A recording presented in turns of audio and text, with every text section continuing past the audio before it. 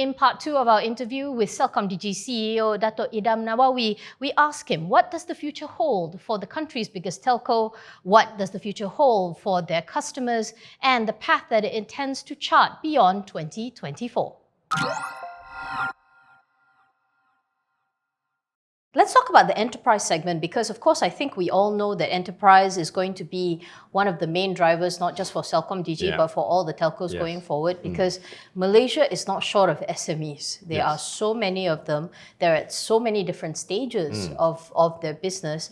They're the lifeblood of the country. You know, it's like the big guys, of course, they steer the ship, but the SMEs are the true lifeblood, they're the beating heart of it.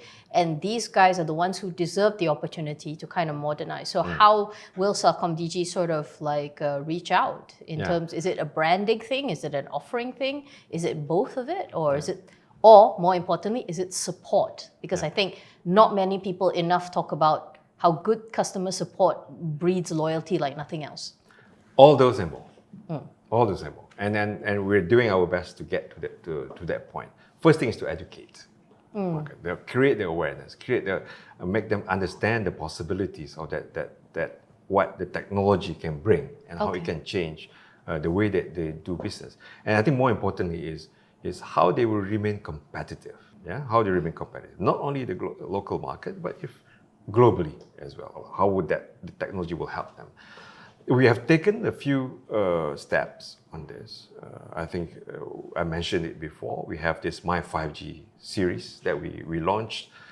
We had a series of CEO roundtables. There were 3 sessions of that, attended by about 60 CEOs over 20 industries came in.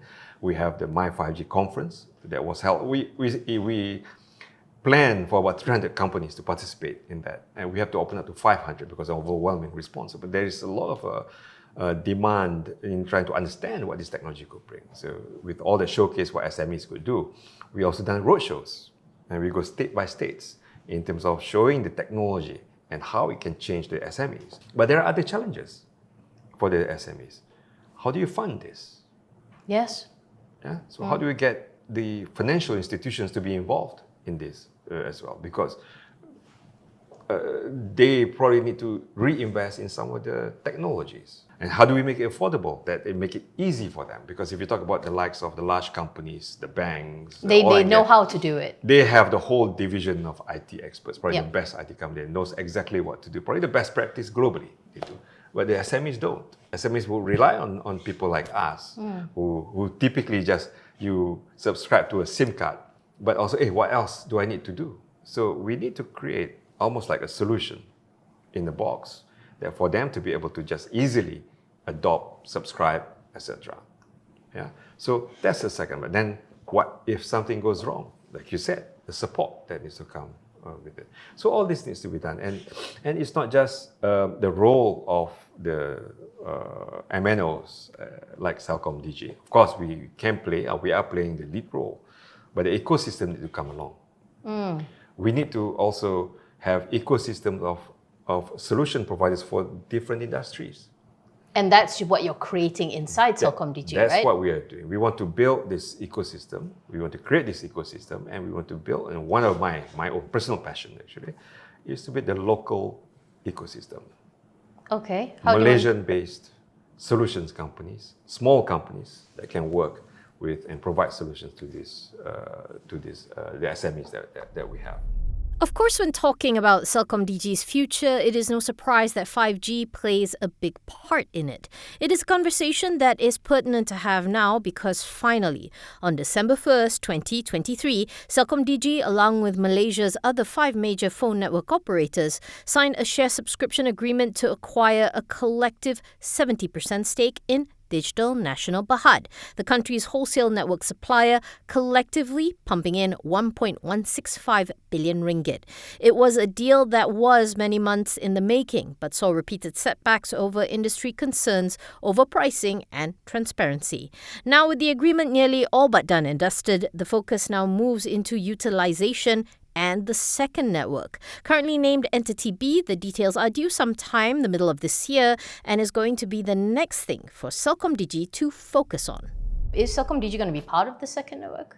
We want to play a very active part in the building of the 5G network, 5G ecosystem in Malaysia, and we are doing a whole part today.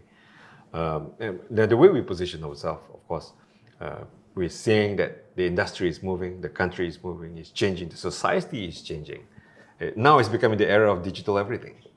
Everything that you do, you woke up in the morning to the day before you go to sleep, is all digital transactions across. And everything that you need for the consumer, the enterprise, how we do business, how we interact with our family, how we interact with our friends, what we consume during our free time, how we entertain ourselves, how we educate ourselves, is all now coming to a digital domain. And having a second network could help with that. A second network provides that stability and the competition to making sure that we have the latest technology. Then what's the cons of it? Cons of it is that how do we make this sustainable? Fair.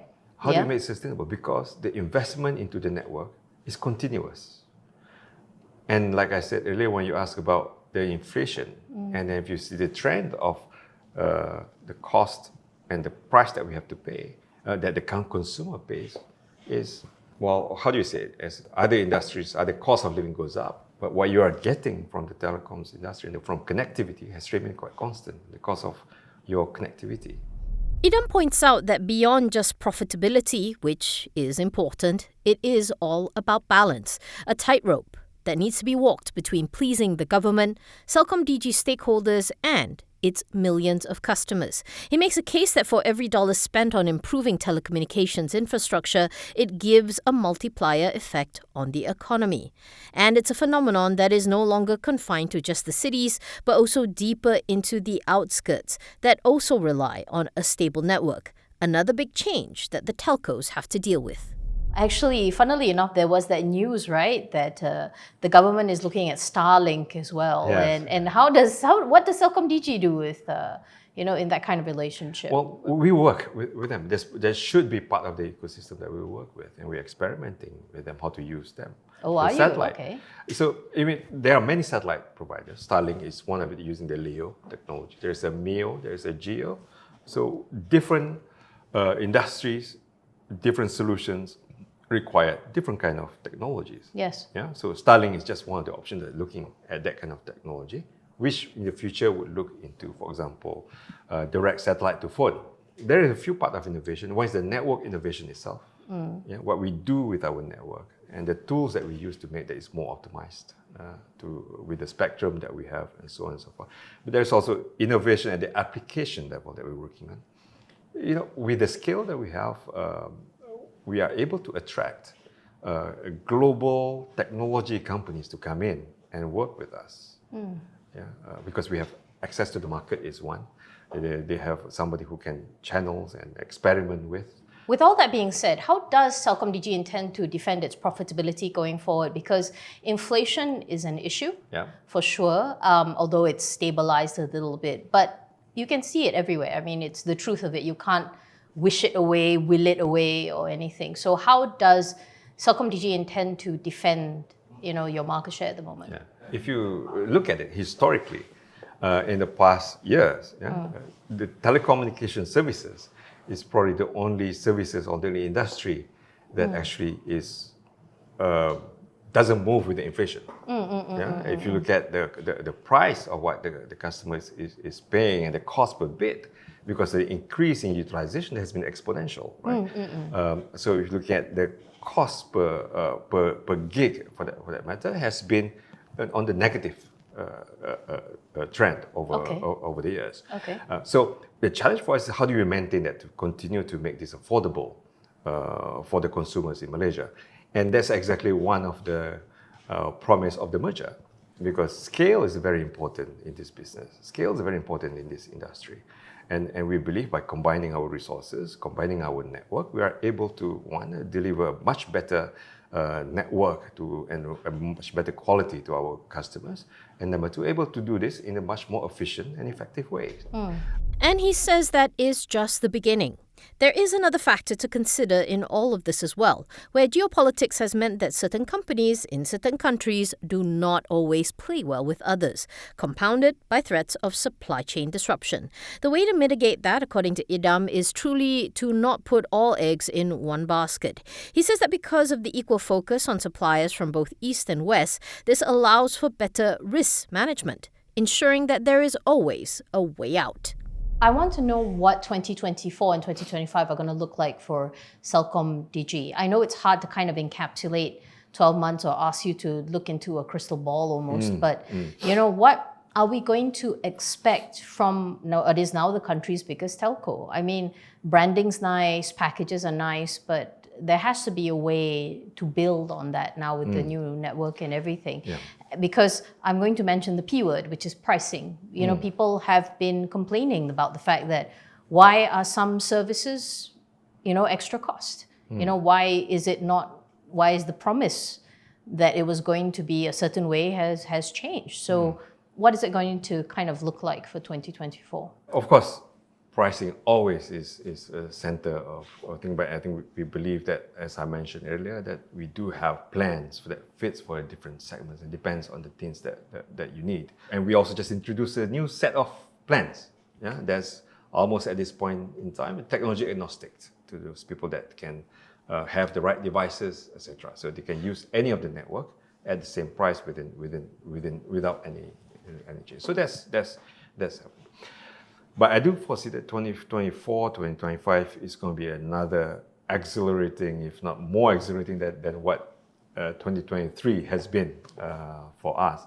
Of course, being the largest operator is about delivering the quality, delivering the quality to our customers and the experience that they expect, and the affordable, and making sure that we maintain the affordability for different segments. Yeah? So I think that's one aspect. But what's more, I think, is going to be more interesting is let's say 5G. What does 5G brings in 2024? Does that mean that for consumers, yes, maybe a better experience, but does it mean just about watching more YouTube? More TikTok? More TikTok on 5G? Or is it more than that? Is there new services that's coming, or exciting that was not able to be delivered over a 4G network? Can the experience different? Can it be more immersive?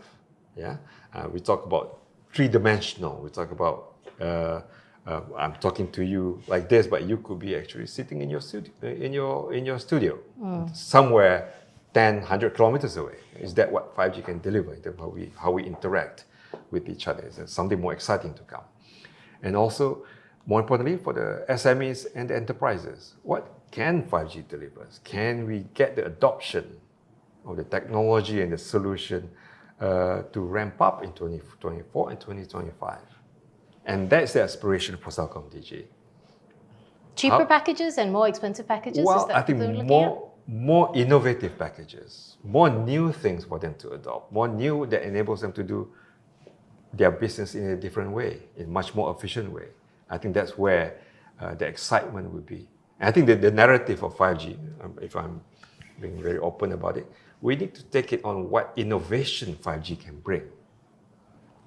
What can 5G change the way we live, the way we get ourselves entertained, and the way we run our business?